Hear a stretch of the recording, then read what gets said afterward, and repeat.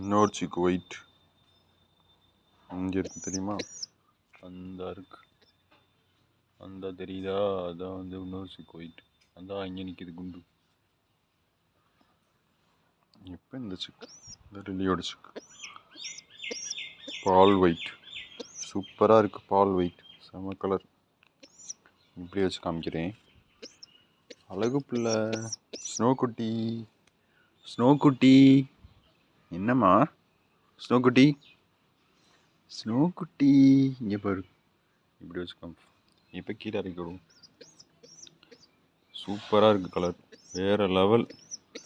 பால் colour, பால் white. பால் ஒயிட்டா நீங்கள்? ஆ, பால் ஒயிட்டா?